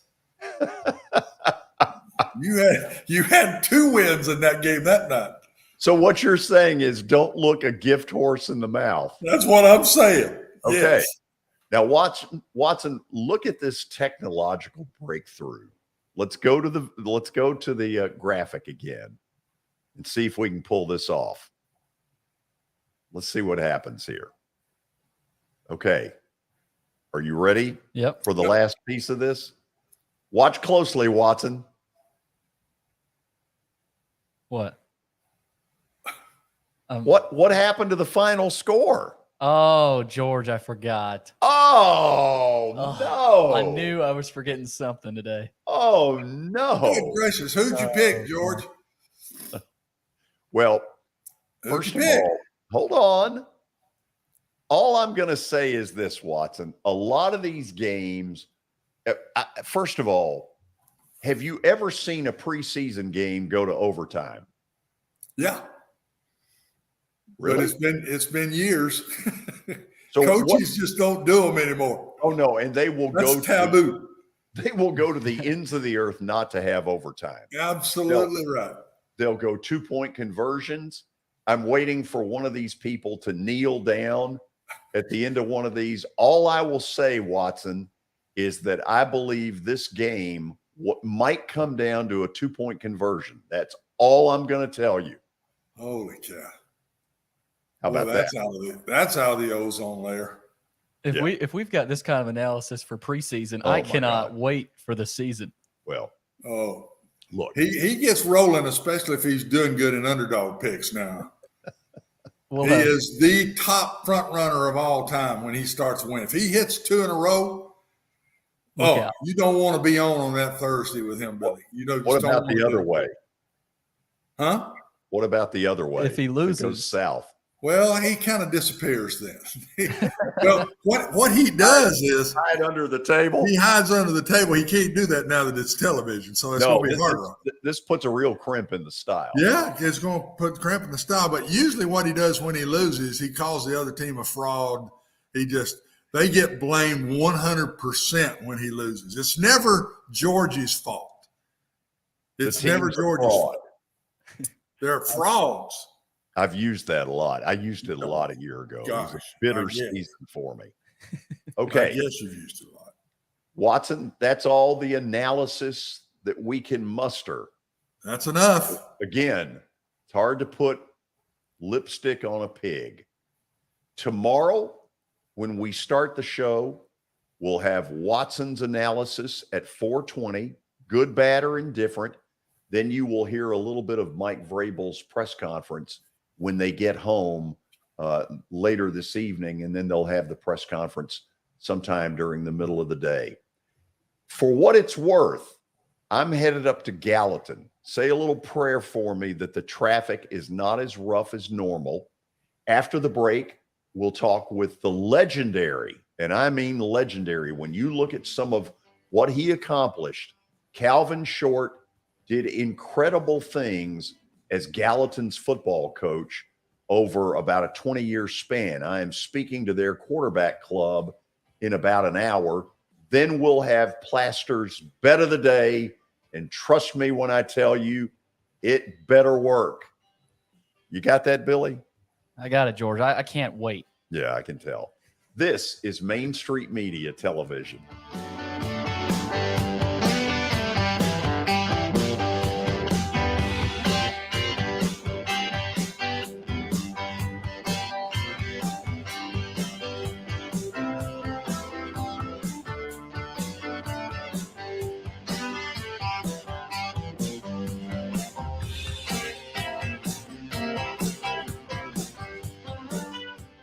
It's your last chance to get a spring tune-up for summer. Complete Service Heat and Air can clean your coils, check out your motor, and make sure you have cold air on that first hot day of summer. Complete Service Heat and Air is located in White Bluff, Tennessee. We do service and repair on heating and air the right way. 24/7 service. Call us at 615-797-3997. That's 615-797-3997. Serving Cheatham, Davidson, Dixon, Hickman, Humphreys, Montgomery, and Williamson counties.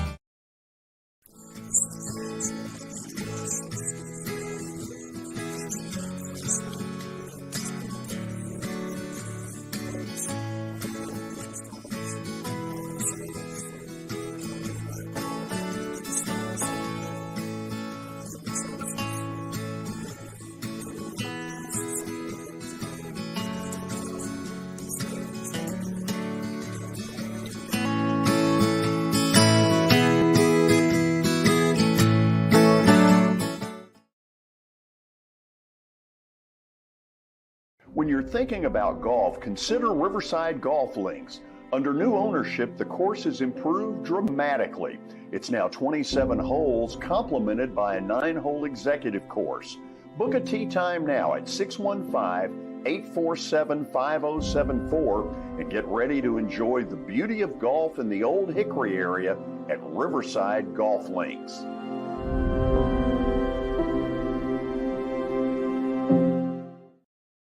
For Dustin Timmons and Joey Donnelly, they welcome every opportunity to serve and satisfy their clients. Whether you are looking to build your dream home or renovate your current home, their team will ensure that every client and remodel is unique, luxurious, completed on time, and within budget. Contact them today to set an appointment for a free consultation or to view some of their completed projects by logging on to DonnellyTimmons.com.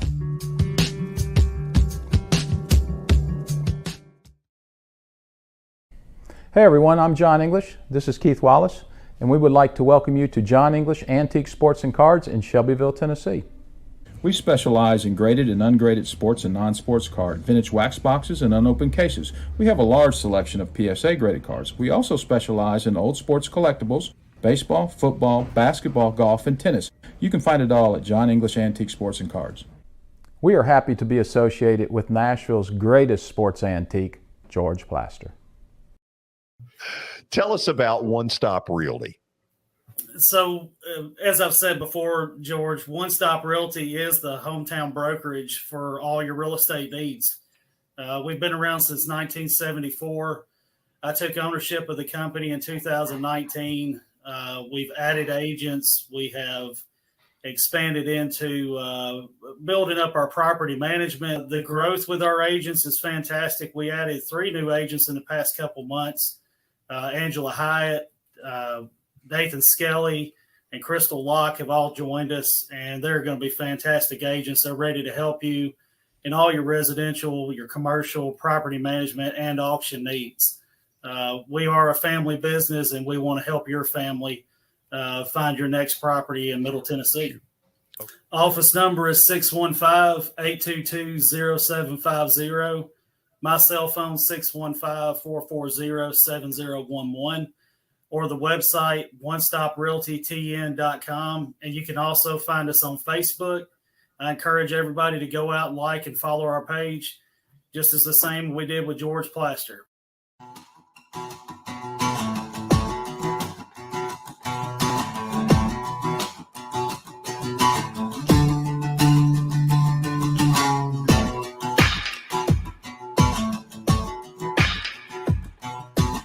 Welcome all of you back in. As we promised earlier, we are joined by the legendary retired Gallatin head football coach.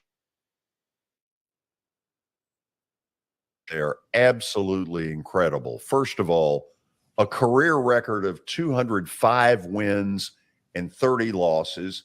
His Gallatin teams won 3 state championships, 1978, 1989, 1992. He was the runner-up on 3 other occasions. So, to say the least, he is football royalty in this area. Coach, it is good to have you with us. How are you? I'm doing fine. Glad to be with you, George. So tell me a little bit about how you were able to build Gallatin into the powerhouse it turned into. Well, really, I did not. It was already here when I came, and I just more or less took over a good program, and we just tried to continue to let it go.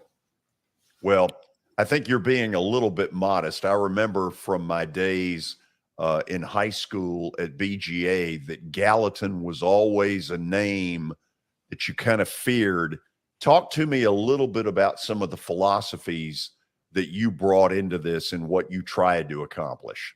Well, really, I don't know that I brought anything into it. I was just fortunate enough to get here with George, you're good as a coach as a kid you're coaching. And we had a great group of kids, and they were just outstanding. And we had a lot of kids that were playing. We had usually every year we had 25, 30 seniors on the football team, and nothing succeeds like success. And we won a few ball games, and then it just started going, and just kept going, and it just more or less, I don't know, I guess just grew from itself.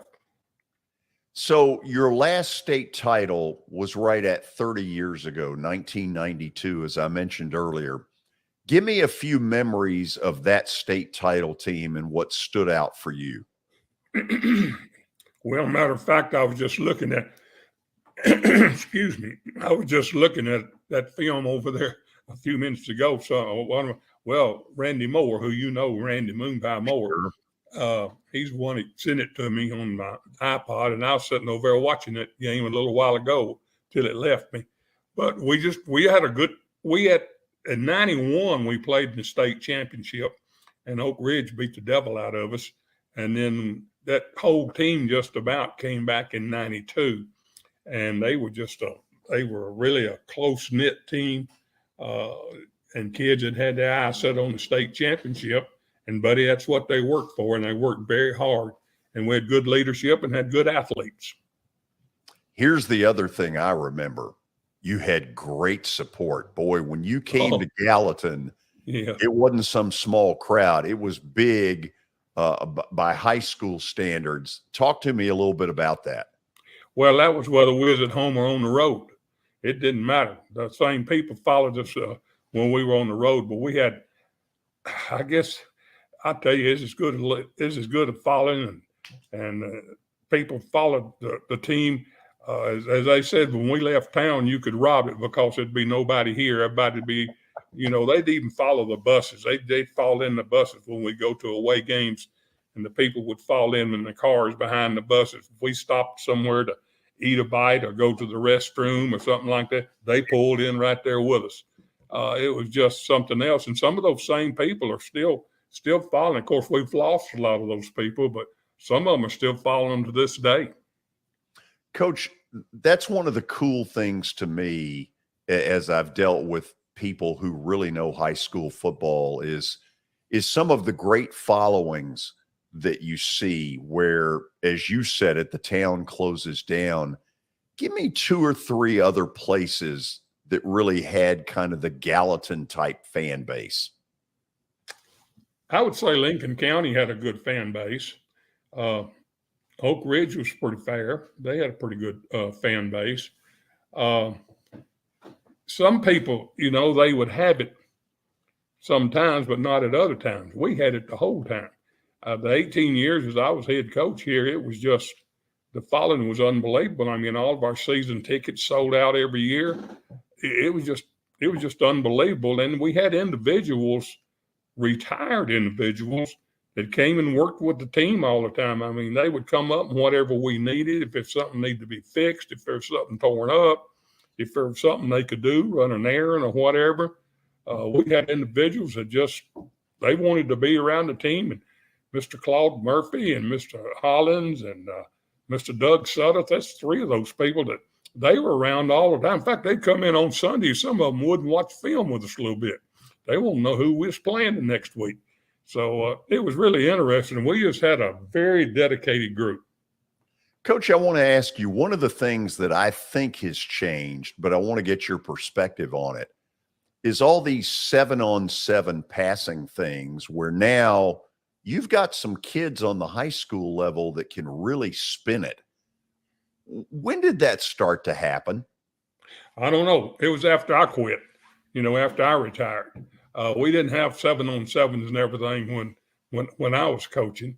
And, George, all that stuff that they do now, I'm not sure these kids don't need a break sometime. Get away from football and relax a little bit and have some fun, doing other things. This year-round football, I'm not in favor of that. Well, I'm right there with you because I think one of the things that's sad is when kids are not allowed to participate in a bunch of different sports. And I guess that's sort of what you're saying. Exactly. I think kid ought to play every sport they can. And now just about every head coach in their sport wants the kids to play only their sport. And back in our heyday and when we were having really good football teams, we had some kids that played 4 sports.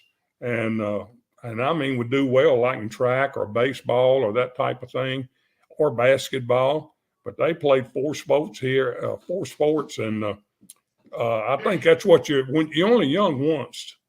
And if you don't get to enjoy those things when you're young, if you're locked into one thing all the time, I think coaches are selfish. You'll probably hate me for this question. Who's the most talented kid you ever coached? I can't answer that. My son's holding his hand up over here. We had so many. Nothing for him. I love it. We had so many and talented kids. It was just unbelievable. I mean, we had some like Thomas D. Woods and P-Head McCullough. They played 4 sports. Now, that's a great athlete. Of course, Thomas D. Woods went on to University of Tennessee, but he ran track. The track coach and the baseball coach worked together. Whichever one had a meet that day or a game, he went with them. And McCullough was the same way, and McCullough won the state in the high jump. We had so many good athletes.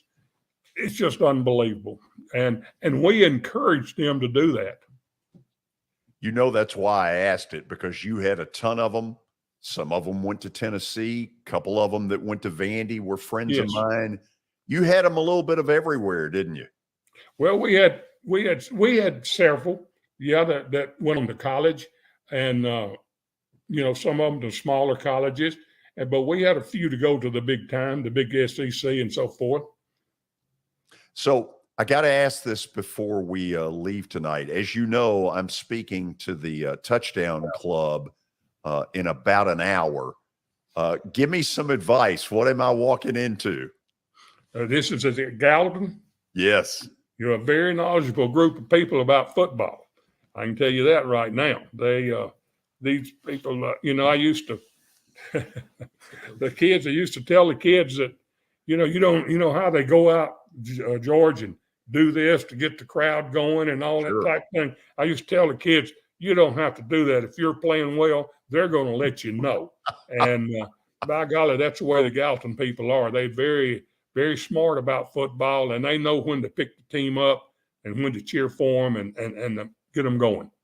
Coach, thank you so much for taking the time to do this. This has been a real pleasure. The accomplishments you had, I may have gotten to 2 or 3 of them, but what you did for high school football in this state is incredible. Thank you so much for the visit. Well, I appreciate it, and thank you for thinking about me. Absolutely. That's retired, legendary Gallatin football coach Calvin Short. We'll take a break and have more.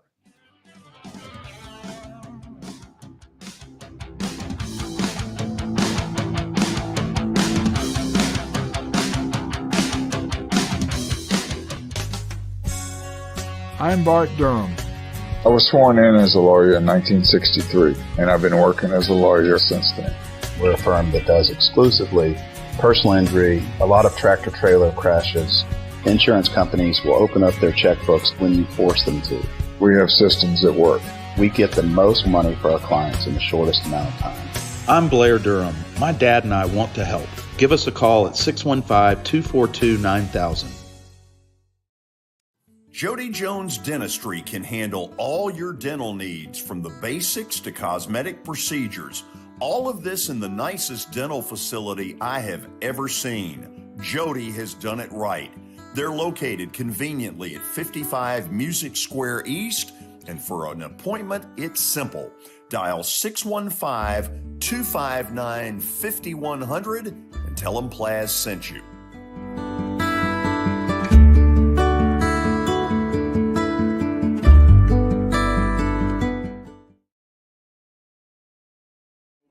I think journalism is like politics. It's all local, and I think Main Street media has really hit on something that I've been preaching for 50 years. And keep the news local, right? Local stories for local readers, and that's what I like about Main Street media. I finally found somebody who agrees with me philosophically about concentrate on local subjects, local topics, and you'll bring your readers in.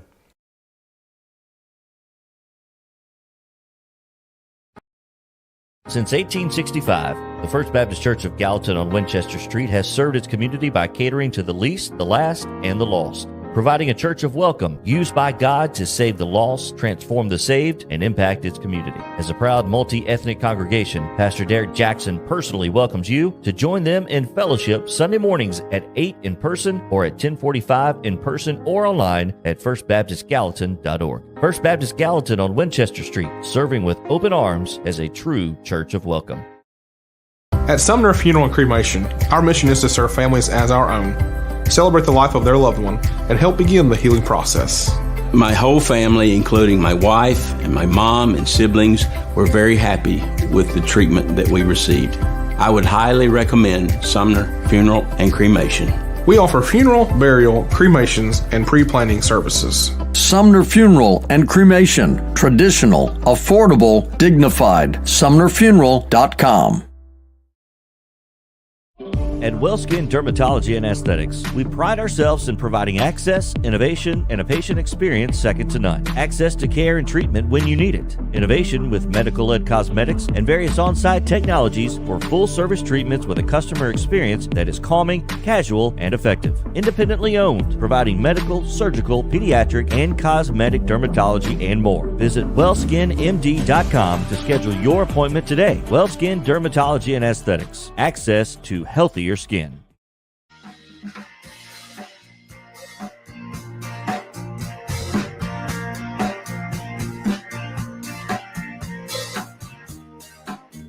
Final segment of the show, and who's kidding who? It's an important segment. It's time for Plaster Bet of the Day. But first, Billy has important news you can use.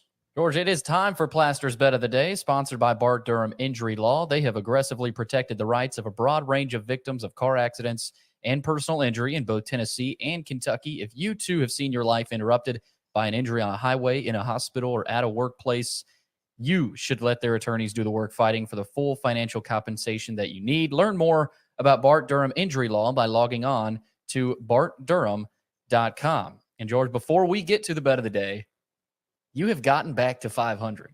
Oh, yeah. The Atlanta Braves pulled through last night in Boston, courtesy of a pretty crazy moment for the young rookie there. Mr. Grissom. Mr. Grissom. That was. He went yard. He went, 2 for 4 in the game? I think you're right. But what a heck of a debut. He already had his family up there. That was great to see. Yeah, that was crazy. So, George, you're at 11-11. And can you get above 500? You have not been above 500 yet. I don't think. But I have. Was that early? 2-1. 2-1? Okay. So now how pathetic. It's been since week 1. So George is trying to get back above 500. And can he win 3 in a row? It'll start tonight.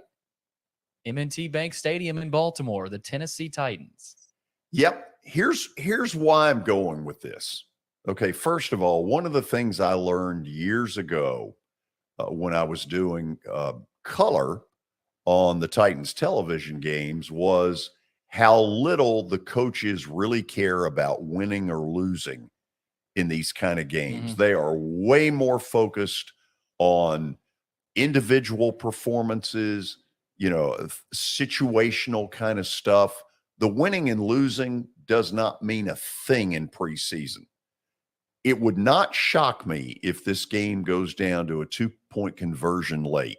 If you remember earlier in today's broadcast, I put a score out there that sounds like Baltimore went for 2 and failed. Now, who knows whether that's how it turns out, but that's exactly what I am going with. And I'm taking the Titans plus the points. Plus the points. There it is. How are you confident? Are you confident, George? What's your confidence level, 1 through 10? I wouldn't go that far. You wouldn't say you're confident? I mean, it's preseason. It's preseason. Who knows what you're getting?